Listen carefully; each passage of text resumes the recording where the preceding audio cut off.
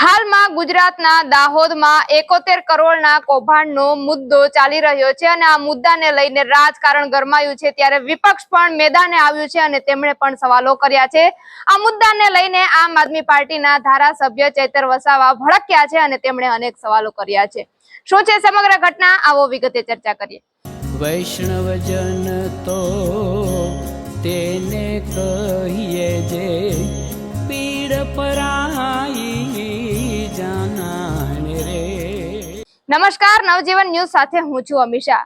મનરેગા યોજનાને લઈને 71 કરોડનું કૌભાંડ બહાર આવ્યું છે અને આ કૌભાંડ કર્યું છે રાજ્ય સરકારના મંત્રી બચુ ખાવડના દીકરા કિરણ ખાવડ અને બળવંત ખાવડે।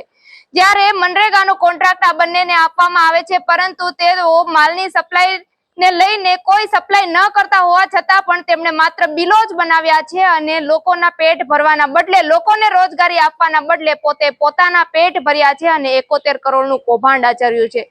જો કે તેને લઈને હાલ આજે બળવંત ખાવડની ધરપકડ પણ કરવામાં આવી હતી, સાથે સાથે ટીડીઓ દર્શન પટેલની પણ ધરપકડ કરવામાં આવી છે। ત્યારે આમ આદમી પાર્ટીના ધારાસભ્ય ચૈતર વસાવાએ રાજ્ય કક્ષાના મંત્રીની રાજીનામાની પણ માંગ કરી છે। શું કહી રહ્યા છે ચૈતર વસાવા, આપણે તેમને પણ સાંભળીએ।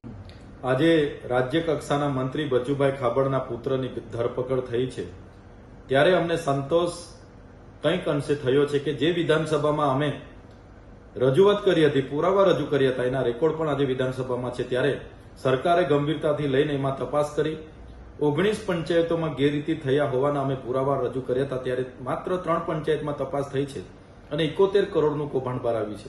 બીજી હાલમાં પણ 16 જેટલી પંચાયતો બાકી છે, એની પણ તપાસ થાય। ત્યારે મને લાગે છે કે અમારો જે દાવો હતો 250 કરોડનું કૌભાંડનો એ બહાર આવે એવો છે। સાથે સાથે એમના પુત્રની જે એજન્સીઓ, એમના લાગતા વળગતાઓની એજન્સીઓ છે, તમામ લોકોની આમાં ધરપકડ થાય। મંત્રી શ્રી બચુભાઈ ખાબડ પણ પોતાના બંધારણીય પદ પરથી રાજીનામું આપે એવી અમે માગણી કરીએ છીએ।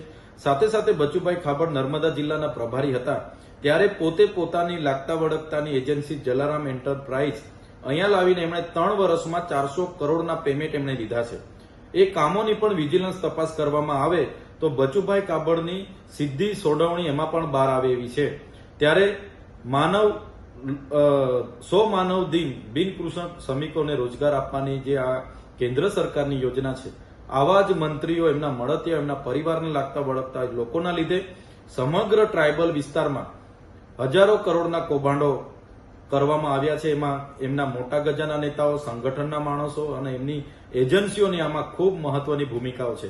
ત્યારે હું પૂરા જવાબદારીપૂર્વક સરકારને ગંભીરતાપૂર્વક ધ્યાન દોરવા માંગુ છું કે આવા મંત્રીઓને દૂર કરવામાં આવે અને તમામ જિલ્લાઓની છેલ્લા 5 વર્ષની કામગીરીની જો તપાસ કરવામાં આવશે તો આવા હજારો કરોડના કૌભાંડ આ વિસ્તારોમાંથી બહાર આવે, એની પણ તપાસ કરવામાં આવે અને બચુભાઈ ખાબડનું રાજીનામું લેવામાં આવે એવી અમે માંગ કરીએ છીએ। જો આમ કરવામાં નહીં આવશે તો આવનારા દિવસોમાં નિયામક કચેરી દાહોદ ખાતે અમારે રચનાત્મક કાર્યક્રમો આપવા પડશે અને ઉગ્ર આંદોલન તરફ જવું પડશે અને લોકોને સરકાર સામે જાગૃત કરવા પડશે, જેની સરકાર ગંભીરતાથી નોંધ લે એવી આપના માધ્યમથી હું જણાવવા માંગુ છું। તો આ હતા ચૈતર વસાવા। તમે તેમને પણ સાંભળ્યા કે તેઓ આકરા પ્રહારો કરતા જોવા મળી રહ્યા છે, તેઓ રાજીનામાની માંગ કરતા પણ દેખાઈ રહ્યા છે। ત્યારે આવનારો સમય જ બતાવશે કે તેમાં શું નવા ખુલાસા થાય છે। ત્યારે આ અંગે તમારું શું કહેવું છે, કમેન્ટમાં તમારા પ્રતિભાવો જરૂરથી જણાવજો। પલ પલની અપડેટ મેળવવા માટે નવજીવન ન્યૂઝ જોતા રહો।